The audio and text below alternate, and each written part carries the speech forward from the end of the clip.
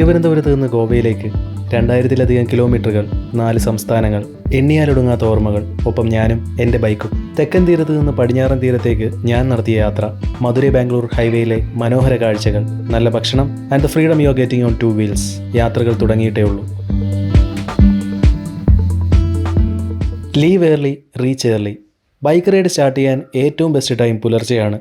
തലേ ദിവസം ആവശ്യത്തിന് ഉറക്കമെടുത്ത് രാവിലെ ഇറങ്ങിക്കഴിഞ്ഞാൽ റോഡിൽ തിരക്കാകുന്നതിന് മുന്നേ തന്നെ മാക്സിമം ഡിസ്റ്റൻസ് കവർ ചെയ്യാൻ കഴിയും.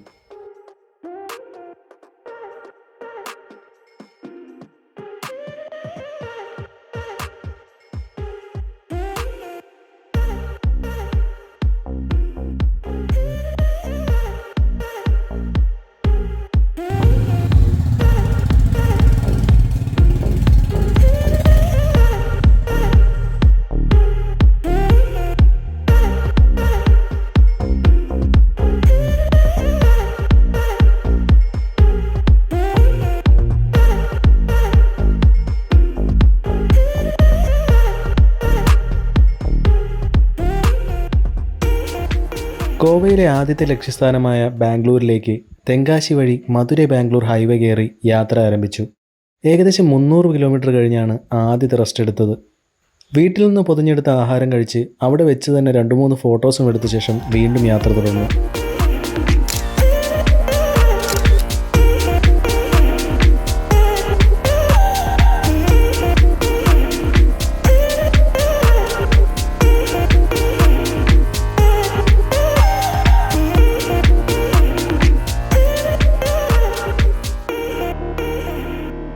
വൈകുന്നേരമായപ്പോൾ ഇന്ത്യയുടെ സിലിക്കൺ വാലി എന്നറിയപ്പെടുന്ന ബാംഗ്ലൂർ നഗരത്തിലെത്തി.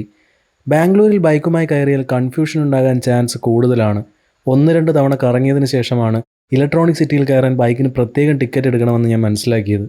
ഏകദേശം 700 കിലോമീറ്റർ യാത്ര ചെയ്ത് ആദ്യത്തെ ദിവസത്തെ യാത്ര ബാംഗ്ലൂരിലെ ടെക്കി കസിൻസിൻ്റെ വീട്ടിൽ അവസാനിപ്പിച്ചു. വൈകുന്നേരം എത്തിയതിനാൽ തന്നെ അത്യാവശ്യം റെസ്റ്റ് എടുക്കാനുള്ള സമയവും കിട്ടി.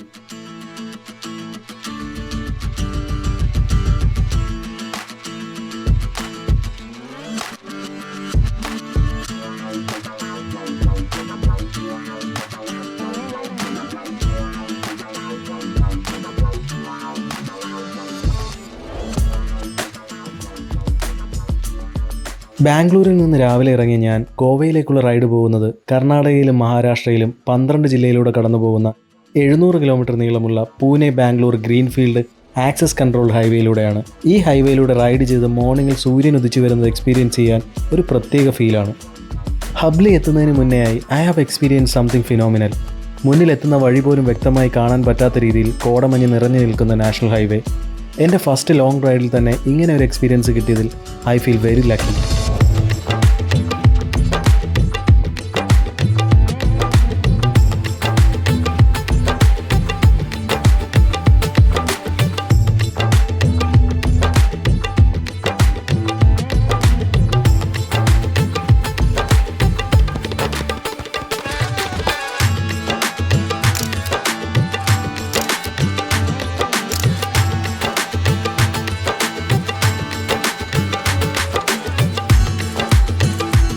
ആയിരത്തി 250 കിലോമീറ്ററോളം യാത്ര ചെയ്ത് വൈകുന്നേരത്തോടെ ഞാൻ അങ്ങനെ എൻ്റെ ഡ്രീം ഡെസ്റ്റിനേഷനിൽ എത്തിച്ചേർന്നു.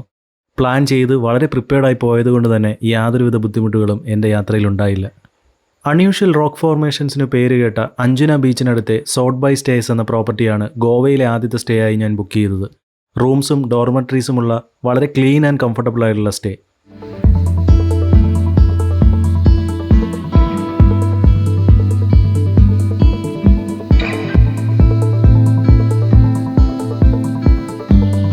Very good morning guys. ഞാനിപ്പോൾ ഉള്ളത് നിങ്ങൾ കണ്ടതുപോലെ തന്നെ ഗോവയിലാണ്. ഇപ്പോൾ ഞാൻ സ്റ്റേ ചെയ്യുന്നത് അഞ്ജുന ബീച്ചിനടുത്ത് സോട്ട് ബൈ സ്റ്റേസ് എന്ന് പറഞ്ഞിട്ട് ഒരു അടിപൊളി സ്റ്റേ ആണ്. ഇവിടെ പ്രത്യേകത എന്ന് പറഞ്ഞാൽ ഞാനെടുത്തത് ഡോർമെട്രിയാണ്. ഏകദേശം 450 റുപ്പീസിന് നല്ല അടിപൊളി AC ഡോർമെട്രിയാണ് പ്രൊവൈഡ് ചെയ്തേക്കുന്നത്. നല്ല ക്ലീൻ ആയിട്ടുള്ള പ്രോപ്പർട്ടി, നല്ല ബാത്റൂം, സ്റ്റോറേജ് സ്പേസ് ഒക്കെ അത്യാവശ്യം അവർ തന്നു. സ്റ്റോറേജ് സ്പേസ് പല രീതിയിലുണ്ട്. നമുക്ക് നോർമലായിട്ടൊരു ലോക്കർ തരും. അത് വലിയ ലോക്കർ ആവശ്യമാണെന്നുണ്ടെങ്കിൽ ഒരു 500 രൂപ ഡെപ്പോസിറ്റ് കൊടുത്തു കഴിഞ്ഞാൽ വലിയ ലോക്കർ കിട്ടും. അപ്പോൾ ഇന്ന് ഞാൻ നോർത്ത് ഗോവ കവർ ചെയ്യാൻ വേണ്ടിയിട്ടാണ് ഉദ്ദേശിക്കുന്നത്. അതിനുശേഷം നാളെ സൗത്ത് ഗോവ കവർ ചെയ്യണം. പിന്നെ അതിൻ്റെ അടുത്ത ദിവസം ദൂദ്സാഗർ വാട്ടർഫോളിൽ പോകണം. അപ്പോൾ അങ്ങനെയാണ് എൻ്റെ പൂർണ്ണമായിട്ടുള്ള പ്ലാൻ. എല്ലാ സ്ഥലങ്ങളും കവർ ചെയ്യാൻ പറ്റുമെന്ന് വിശ്വസിക്കുന്നു. ഏതായാലും വീഡിയോ നിങ്ങൾ പൂർണ്ണമായിട്ട് കാണുക. ആദ്യം ഞാൻ പോകുന്നത് അഞ്ജുന ബീച്ചിലേക്കാണ്. രാവിലെ തന്നെ നമുക്ക് അഞ്ജുന ബീച്ച് എങ്ങനെയാണെന്ന് നോക്കാം. അതിനുശേഷം കുറച്ച് ഫോർട്ടും കാര്യങ്ങളൊക്കെ പ്ലാൻ ചെയ്തിട്ടുണ്ട്. അപ്പോൾ ഇന്ന് നോർത്ത് ഗോവ കവർ ചെയ്യാം. നോർത്ത് ഗോവയിലെ വിഷ്വൽസ് നമുക്ക് കാണാൻ പറ്റും. ഓക്കെ,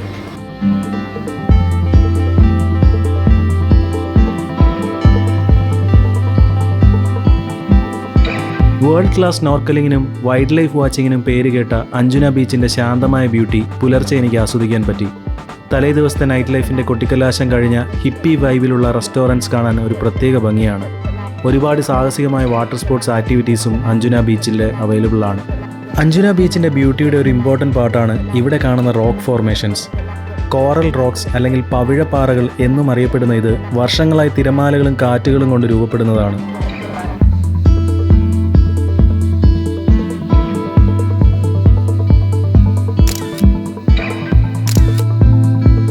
പതിനേഴാം നൂറ്റാണ്ടിൽ പോർച്ചുഗീസുകാർ ആക്രമണങ്ങളെ ചെറുക്കാൻ വേണ്ടി മന്തോവി നദിയുടെയും അറബിക്കടലിൻ്റെയും സംഗമസ്ഥാനത്ത് നിർമ്മിച്ച ചരിത്രപ്രസിദ്ധമായ കോട്ട ഫോർട്ട് അഗുവേഡ. ടിക്കറ്റ് എടുത്ത് അകത്തേക്ക് കയറുമ്പോൾ പുൽത്തകടികൾക്കിടയിലൂടെയുള്ള തലയുയർത്തി നിൽക്കുന്ന ഫോർട്ടിൻ്റെ മനോഹരമായ കാഴ്ച കാണാൻ കഴിയും. ജലം എന്നർത്ഥം വരുന്ന അഗുവേഡ എന്ന പോർച്ചുഗീസ് വാക്കിൽ നിന്നാണ് ഈ കോട്ടയ്ക്ക് പേര് ലഭിച്ചത്. കപ്പലുകൾക്ക് ശുദ്ധജലം നിറയ്ക്കാൻ ഇവിടെ ഒരു വലിയ ജലസംഭരണിയും ഉണ്ടായിരുന്നു. പോർച്ചുഗീസ് ആർക്കിടെക്ട് മാർവലായ ഈ കോട്ടയിൽ നിന്നാൽ വളരെ നല്ലൊരു സൺസെറ്റും എൻജോയ് ചെയ്യാൻ കഴിയും.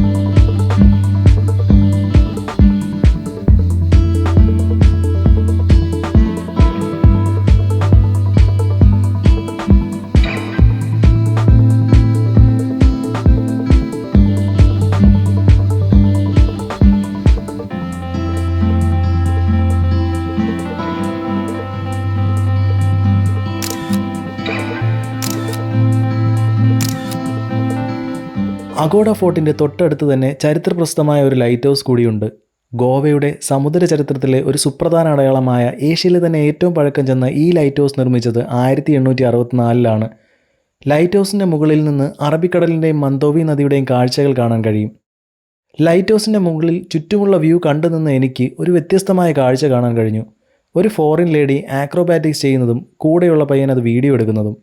യാത്രകളെ പലരും പല രീതിയിലാണ് എൻജോയ് ചെയ്യുന്നത് എന്നതിനൊരു എക്സാമ്പിളായി എനിക്ക് തോന്നി.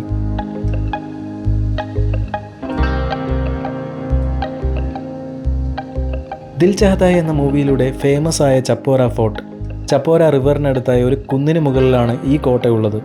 17th സെഞ്ച്വറിയിലെ ഡിഫൻസിന് പ്രാധാന്യം കൊടുത്ത് പണിത ഈ കോട്ട ഇപ്പോൾ കുറച്ച് അവശിഷ്ടങ്ങൾ മാത്രമായാണ് നിലനിൽക്കുന്നത്. എന്നാൽ പോലും ഇത് ഗോവയിലെ ഒരു മെയിൻ ടൂറിസ്റ്റ് സ്പോട്ടാണ്. അതിനൊരു പ്രധാന കാരണം ദിൽ ചഹതായ് എന്ന ഹിന്ദി മൂവി കൂടിയാണ്.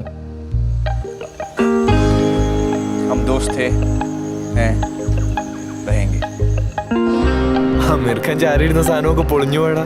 15 വർഷമായില്ലടാ. അല്ലെങ്കിലും അത്ര നേരം നിലനിൽക്കുന്ന എന്താണുള്ളത്?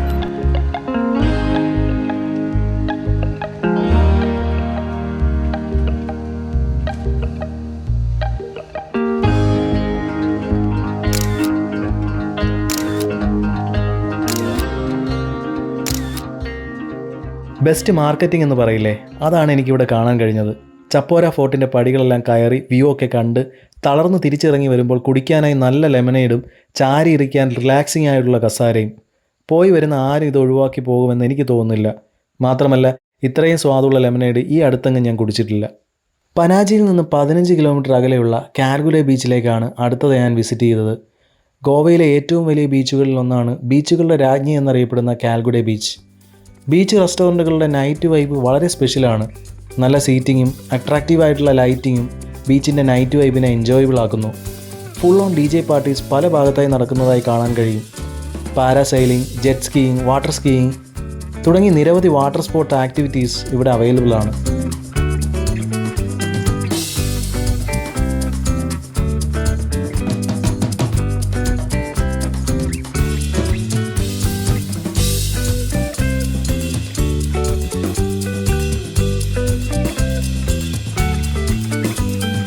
ഇതാണ് എൻ്റെ ഗോവ എക്സ്പീരിയൻസിൻ്റെ 1ാം ഭാഗം. 2ാം ഭാഗത്തിൽ സൗത്ത് ഗോവ മുഴുവനായി കണ്ടത് ഞാൻ ഇൻക്ലൂഡ് ചെയ്യും. So please do watch second part also. Thank you.